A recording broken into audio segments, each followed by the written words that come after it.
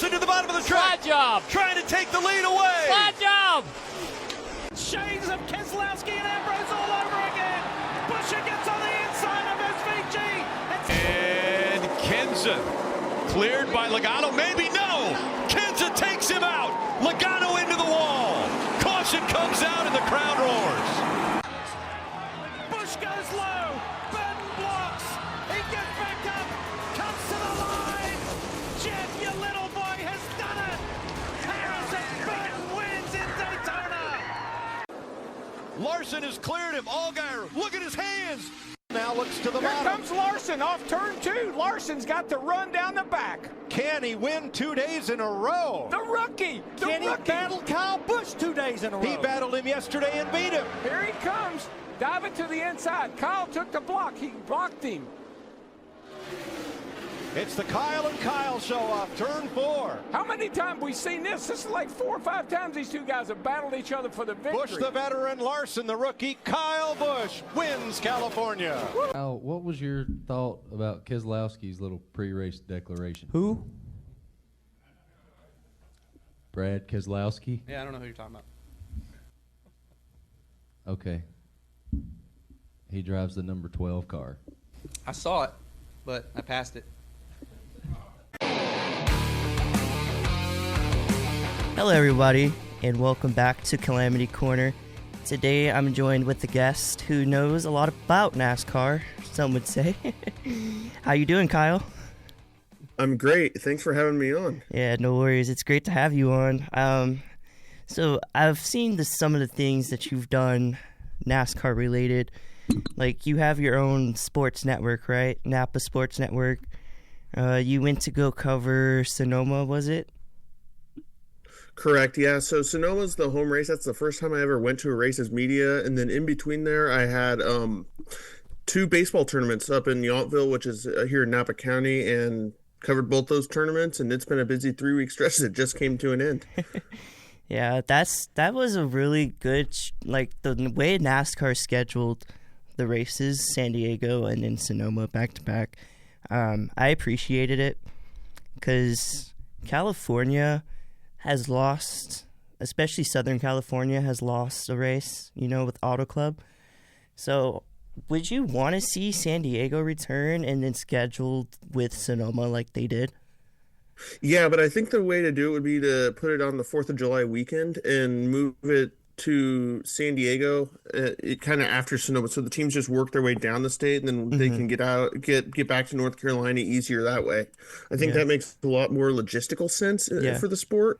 But I mean, I like the San Diego Sonoma back to back, but we should just look at it like maybe they should do it the opposite way.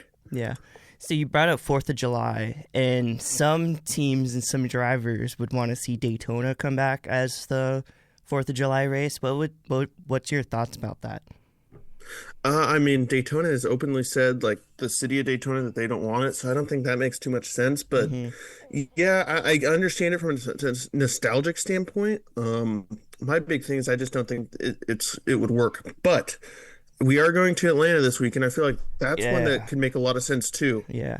And if it's not Daytona, Atlanta's one of the next best things we can get. Yeah. So I've had to warm up to New Atlanta as of recently because, I wasn't really a fan of the resurfacing at first, but over the last 2 years, the racing there has been amazing. So as a fan, I really appreciate it now. Yeah, Atlanta, I like the old worn out Atlanta, that it took Harvicking around the bottom to win. But this new Atlanta's fun. Like, obviously Chase Elliott's won there twice now, and he's a fan favorite. Oh, yeah. And I'm going to drop an early prediction. Atlanta's always been a place of healing for our sport. Watch out for Austin Hill this Sunday to get his first career cup win. Ooh, I like that. Let's see, Harvick won there, right? After Dale Sr.? Okay, so I see the correlation with Austin Hill winning there after the unfortunate passing of Kyle Busch, but plus it's his home racetrack. It is his home racetrack. That's a great point. It's going to be a great race. I can't wait for it. All right, so getting back into a little bit about yourself, Kyle. How did you get your start reporting NASCAR? Oh wow, I first got into journalism in high school in 20 oh god, it's been so long now. Yeah. 2013 school year at my high school newspaper. And then from there I just started covering high school sports, mostly at my high school, and then I built up to covering the schools around town, which I still do today. Yeah. And then there was one summer where I was I had been going to the race at Sonoma as a fan. I'm like, you know what? Let's see if we can get in as media. Sure enough, got in, have been going to the races as media ever since. It's just, it's amazing. Like now I'm a 6 or 7 year veteran at Sonoma and been going to Vegas for the last 3 or 4 years. Would like to add, San Diego if it comes back. Yeah. Went to the LA Clash in 2023. Like we've been around. My photographer and I, we've been around, and people are starting to recognize us at the racetrack. So it's quite cool. Yeah, we that's are awesome, man. we're veterans now. Yeah. Hopefully one day you make it up to what is it, Fox Sports, Amazon Prime, and maybe TNT. Yeah. Yeah, that'd be the goal eventually. Yeah, you do all three. Gotta get enough knowledge within people there, but yeah. Oh, yeah, for sure. Hopefully, would love to make it in NASCAR though. Not gonna lie though. Yeah. So would you say reporting NASCAR, would you say it feels natural to you? Like when you go to a racetrack, does it ever feel like you're working? No, not once. Not once. Literally, when you have to plan lunch around when you're going to go to the O'Reilly or Cup Grid, it's like, this is really tough. Yeah. Damn. You know what I mean? Like, man, I have to decide when I have to go to lunch. This is really hard. Yeah. And then like when my photographer and we go to Vegas, and it's like, I don't want to leave. Like, we love going to Vegas just because the track is beautiful. It's Vegas. I mean, no, it doesn't ever feel like I'm working, to answer your question. Yeah, that's how it was for me in March when I got my first opportunity to go do media in Vegas. So that was a pretty great weekend for me. I've always wanted to work in NASCAR in some capacity, whether that was with the team or media or whatever else. But I think that weekend really opened up my eyes about doing media because it was such a great time and I learned so much. Yeah, and you guys are lucky that you guys have a great track there, and not that Sonoma's not a great track, but Vegas is so beautiful, man. The track itself is so beautiful. I agree. And then also the media center is great, and then it's just the whole great setup. We have our own setup to eat lunch and meals at. Like it's incredible down there. So yeah, you guys are lucky to have that right in your backyard. Yeah, they really took care of us over there. We will see if we come back in October, if we can get some media passes, but for now, that remains to be seen. Yeah, I'm looking at October right now, too. We'll see. Yeah. So would you say Sonoma is your favorite track of on the NASCAR schedule, or which one would you say is? Yeah, I mean, undoubtedly, it's kind of got to be Sonoma. That's where I went and saw my first Cup Series race in 2010 when Jimmy Johnson got his one and only road course win when Marcus Ambrose coasted up the hill and gave that race away. Oh yeah. And that was my first Cup Series race, and I'll never forget that moment. Plus, I remember sitting in the Turn 9 terrace when Dale Jr. was retired. I remember sitting over there when Tony Stewart got his last win. So many great moments have happened, and I put so much into the Sonoma weekend. Even though I like to watch mile and a half racing, road course racing at its core is one of my favorite things to watch. So other tracks I'd like to see, though, include Coda. Oh, I'd love to see Coda. For sure. I'd love to go to the Glen, and I'd love to see San Diego, obviously. Yeah, so some tracks I've been to is Auto Club. I went there twice before they shut it down. I've been to Vegas. I've been to the Clash at Coliseum, like you said. But I've never been to a road course race before. So what I would want to ask you is, what is that experience like? Because you can't see everything, right? My biggest thing, and I meant to do this year, was to bring some binoculars to sit in the media center and watch, because you cannot see everything. But the best part about being media is you get to see the best view of turn 11. We thought we were going to have another Tony Stewart, Denny Hamlin moment this year between SVG and Chase Briscoe. and nobody left to go down and do media bullpens until after they had taken the checkered flag. So because we all thought that there was going to be that legendary moment again 10 years later, and yeah, bring your binoculars because you can see them coming down the hill. You can see them going up the hill up until they go behind you. Yeah.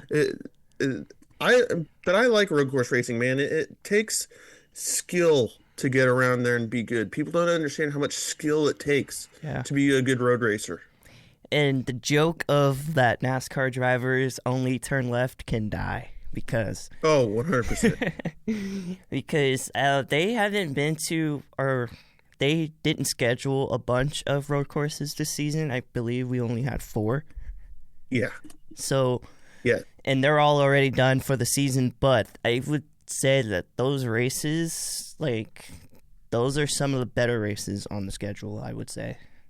Yeah, that, and I think that added horsepower really made a difference this year. Like, you saw the guys having to manhandle the car. That's part of the reason why SVG's win was so close. Yeah.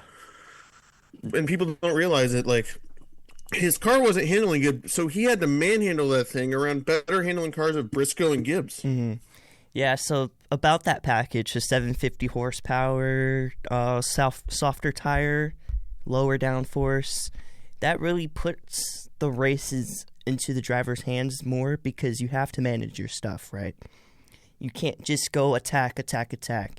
And I think we saw that a lot in Sonoma, and I really thought that was a great direction that NASCAR is going in. Yeah, and it's funny you mentioned that because after all in the media bullpens on pit road, all the drivers said they'd like to see maybe 100 more horsepower. They think that there's still room to grow here. Yeah. But yes, I mean, if we make these cars hard to drive, we're only going to see pure talent. SVG's going to have a hard time winning them all if the cars have 850 horsepower. Let's be honest. Yeah. But I'm not saying he's not a good road racer. He's incredible, but it'll bring the field closer to him because they're used to driving these cars, especially the Larsons, the dirt guys, Bell, all those guys that are used to driving sprint cars and midgets, that it'll bring them closer to him. And I'm here for that. Yeah, for sure. More competition is always great because it just brings the best out of everybody. Yeah, oh yeah. And honestly, I think the field did get closer to SVG this year. I don't know what your thoughts are on that, but most definitely, especially at Sonoma, because he didn't run away with it like he usually would have. And same with Watkins Glen. I mean, I know he had to do that strategy call, but McDowell was right there with him when they were cutting through the field. So the field has definitely ate into his advantage. Oh yeah. Now it's just a matter of you got to bring a faster car that you can beat him with, because if he brings that fast car, you're toast. We've seen that. Oh yeah, we've seen SVG domination. I wouldn't say that's boring per se, but it's not as enjoyable as a battle throughout the race. Yeah, 100%. It's nice, and a battle is. It was fun to watch Sonoma. I mean, I genuinely enjoyed it. So yeah. All right, so we'll move on to Chicagoland. Mm-hmm. So NASCAR Cup Series comes back to Chicagoland for the first time since 2018. And it's been a long 7 years for that track. I would say the track itself, it looked really good. The racing was really good. You can see drivers run multiple lanes. We've seen drivers make mistakes like Kyle Larson, spinning by himself, but we'll get into that more in a bit. But one thing I really noticed about that race is Toyota's dominance is continuing. Weird, huh? Not at all the same story we talked about in Vegas in March. But Vegas in March, yep, because Denny won that race. It's the same story over and over again. Just pick which Toyota's going to win. I mean, Denny had the best car. Let's be honest. Yeah. But Briscoe, am I shocked he won? No, because the win was coming, and he had just finished second, like we had talked about at Sonoma. So no, I'm not shocked at all. And that team's just too good. Yeah. Yeah, I mean, Toyotas have won pretty much all the mile-and-a-half races this year. They've won Vegas. Texas did not go to them. That was But who was that Texas? was Elliott. That was Chase, right? Chase Elliott. Yeah, that's right. Yeah. And then everything else has been Toyota with Kansas with Reddick, and then Hamlin, obviously. Or no, Suarez won the 600, but Hamlin was right there. Yeah. Speaking of Kansas, yeah, I mean, funny how Reddick makes up a whole half straightaway in one corner on Larson. Yeah. Yeah, man, that was crazy. But yeah, Chicagoland gave me what I was hoping it would be, because I watched races there, ever since I was a fan, and it felt weird not having it on the schedule. Oh, yeah. So now the only question is, can Chicagoland and the Chicago Street Race and San Diego all coexist on the schedule next year? To that, I don't know. My thoughts on that is I would say yes. Now, you would have to have a schedule like what they did with if you're going to have two races in the same state or the same city, you have to schedule them back-to-back weeks, because logistically that works, right? Yeah, I mean, I had also seen that, I saw somebody's YouTube video last night that said after the 600 you go to the Chicago Street Race, and then you give the Chicagoland date its own date in the NBC portion of the schedule, so August. Yeah. And that could make sense too. And my proposal for San Diego is either choose which Phoenix date is more important. Either the March one, and I know you probably aren't going to like this because Phoenix is really close to you. Yeah. But choose which one is your priority, either the October one or the March one with IndyCar. They can have one date still. Yeah. And let's do San Diego again if we can make the dates work. Yeah, for sure. Because that's something that I'd love to see that. Oh yeah, for sure. There is ways around it. Is it going to make all the fans happy? No, but yeah. And you bring up Phoenix. I haven't been there yet, but one day we'll get there. One day, that's on the list of the tracks I want to see, especially on this side of the country. Same, I haven't been there either. Yeah. All right. Yep. So Toyota dominates. They had 7 cars in the top 10. All of Joe Gibbs Racing. 3 of 2311 cars. It would have been 4, I feel like, if Reddick didn't have those issues. Oh God, dude, Reddick has been going through it. Yeah. Well, we'll get into that in a little bit. But yeah, like you said, Chase Briscoe, he wins his first race of the season. He's up. He's been trending up these past few weeks. He finally put it together and got himself a win. That team always trends up right when the summer stretch kind of starts. Like this year, they found it a little later than they did last year. Yeah. But normally when Prime TNT come on, they start to trend up. And I mean, after they finish second at Sonoma, like his win's coming. Like you don't just do that and then not win. So yeah, it didn't shock me at all. All right, so the next thing I wanted to talk about was the Austin Hill and SVG beef. Now, I bring this up now, but we will get into it more during the Calamity Corner segment, but that's interesting because we do have an update from that. Yeah, SVG versus Austin Hill. That's one that I'm here to see, honestly. Yeah, for sure. And the thing is, they're both running like 20 to 15th to 20th every week, so they're gonna see each other. Yeah. Unless it's this week at Atlanta where anybody could win, and yeah, they may even be battling for the win. We don't know. SVG's a dang good super speedway racer. So. SVG can just say, you know what, I just had a bad block, bad shove. Yeah. If he wanted, he didn't say anything. He didn't say anything on the radio. Yeah, you can get away with it. And apparently Austin Hill just grunts, so yeah, that's hilarious. But yeah, that to me dates back to when SVG was running in the O'Reilly series 2 years ago, and they've had beef ever since then. Mm-hmm. Yeah. Well, excuse me. Sorry. We will get more into that in a little bit. Something else I wanted to talk about was Kyle Larson. So he was really fast during the race, right? He was top 3 for like all of the race until he spun. But he self-spins because I guess they said he hit a bad part of the track. The bump? The bump, yeah. The bumps are pretty crazy. And this is the one problem I have with the next-gen car is he gets stuck in the grass, right? All 4 of his tires are flat, and so NASCAR has to pull him out, and then he has to drive all the way back around pit road, and it damages his diffuser, and he never came back in the race. Yeah, it sucks because I'm a Larson fan. Yeah. So, but Me too. and I interviewed him before Sonoma. So Yeah. and that's when things were going well. And I was looking at this race to be a race where he could get that first win finally. Yeah. It just wasn't meant to be. But I mean, yeah, that's how it got. That's what kind of how it's been with this season. They have speed. Mm-hmm. Sometimes the driver makes a mistake. Sometimes they just can't put a whole race together. Mind you, it's scary to the rest of the field because that team's in 6th and they haven't even found their groove yet. Yeah. The whole season, really.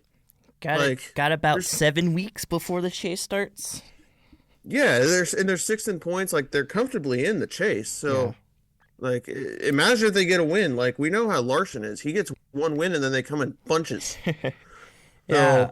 Personally, I would love to see that being a Larson fan, and I think that would be great overall because that would bring some competition to Toyota, which I feel like we need. Well, the 5 team is the only one that can bring the competition. To GGR and 2311 every week too. Yeah. So, in some better news for Chevrolet, William Byron, he had a great week. He won both stages. Do you feel like the 24 team is waking up? Yes, 100%. That looked like the old 24 team, and again, they're too good not to make the chase. Like, they're 12th in points. How? I don't know. With this terrible season, they're still 12th in points. Like, that's pretty good to me, all things considered. Yeah. And once again, good tracks for them coming up. Williams won an O'Reilly race in Indianapolis. We've got North Wilkesboro coming up. He's won at Atlanta before. Like, he's a plenty capable driver. That's a plenty capable team. Hendrick's only going to get better and better, getting their arms around this new Chevy body. Like, they're going to be fine. I wouldn't even worry about them. Yeah. All right. So the last thing from Chicagoland that I want to talk about is Connor Zilisch. He had that spin on lap 1, whether that was contact from John Hunter Nemechek or just a bad whatever from Priest. But yeah, he DNFs on lap 1. And his bad luck during his rookie season continues. Poor guy can't catch a break, man. Yeah, I feel that. Do you think he'll be able to turn it around to build up momentum towards next year? Because the chase isn't really looking likely for him right now. No, I don't think he's making the chase, but I do think that as we go to these tracks for a second time, that you're going to see that team start to improve. It kind of happened with SVG last year too. Mm-hmm. Like, and again, he's too good. Like, they're not going to run 30th in points next year. We can guarantee you that. I was just shocked he didn't do well on the road courses this year. Like, he finished 7th at Sonoma. That was cool. But I really expected him to be the person to bring the fight to SVG. Mm-hmm. But yeah, I think that team is going to be able to find some momentum with nothing to lose, right? When they get to the chase, they're clearly not going to make the chase. So let's go and let's go throw this alternate strategy. Let's go see what happens. Why not? What do they have to lose? Yeah, just when are we going to finish? Just becomes a 400-mile, 500-mile test session for them. What are we going to be, 30th in points if we don't win? I mean, unfortunately, that's the situation we're in with Zilisch, but I do think that team is going to be able to find some momentum as we head into the chase and see these tracks for a second time. Mm-hmm. They add that to their notebook. Yep. You know what I mean? Like, Trackhouse needs to give their drivers better cars, But yeah, they will. That team will be fine. And Zilisch, he's too good of a driver. Yeah, I agree with you. All right, so getting into the Calamity Corner segment of this episode, and this will be the last segment for the episode. So on lap 47, Trackhouse Racing driver Shane van Gisbergen makes significant contact with Richard Childress Racing driver Austin Hill, which led to Hill backing his car into the wall and ultimately ending his day. These two drivers have a history as they made contact in Pocono, wrecked out in San Diego, and even exchanging the number one finger in Sonoma in the O'Reilly race last year, which led to Van Gisbergen doing a burnout after he passed Hill. After his wreck, Hill said Van Guggenheimer, or however you say his last name, over the radio. Richard Childress even chimed in and said it was just payback from California. Now, I was going to ask what NASCAR will do because this was supposed to be recorded on Monday, but they made a decision and they're going to let the boys race. There's no penalties from this incident. What are your thoughts about that? There are no penalties, yes, but it does sound like they're going to meet with them in the hauler on Saturday. Sounds like there's going to be two driver hauler meetings, and with Smith and Hocevar also getting the same treatment. Yeah. So that's going to be interesting. I'd love to be a fly on the wall for those meetings, but I love that they let them that they're letting them race and just letting it go, because I'm here for it. I'm here for especially SVG versus Hill. I don't want to mess with either of those guys, but because they're both big dudes. But dang, I love that they have beef with each other. Like they're going to see each other every week for the rest of the season too, running in the 15s to 20s. Yeah, there's no way they don't run with it. So I'm here for it, and I don't know what NASCAR is going to say to them to de-escalate it, because I don't think it's really in that bad of a spot as, say, back in the day when Kyle Busch and Brad Keselowski were going at it. Oh, those were the days, man. Brad Keselowski, Carl Edwards. You know, there was so much beef back in the day. Brad Keselowski, Jeff Gordon. Brad Keselowski just had beef with everybody. Yeah, that's what I'm saying. I don't think we're to that point yet, but if we were to get there, boy, that would be fun. That would be interesting. So yeah, like you said, these drivers have a history that has spanned past multiple years, multiple seasons. Mm-hmm. So that will be fun to watch for the rest of the season. A lot of it too that I think is getting overlooked is it's SVG beating Hill. Like, let's be honest. It stems from Sonoma 2024 when SVG just wiped everybody out when he was a rookie in the O'Reilly series. So yeah, I think that has something to do with it too. But I'm not inside Austin Hill's head, so I don't know. All right, man. So that'll do it for episode 7 of Calamity Corner. Kyle will be back for episode 8, and we will see you guys then. Thank you for coming on, Kyle. Yeah, thank you very much for having me, James. This is fun. Looking forward to the next episode. Of course. All right, bye, guys. Thank you for listening to Calamity Corner podcast. If you want to learn more about me or the podcast, follow me on Instagram at jamesc._.24.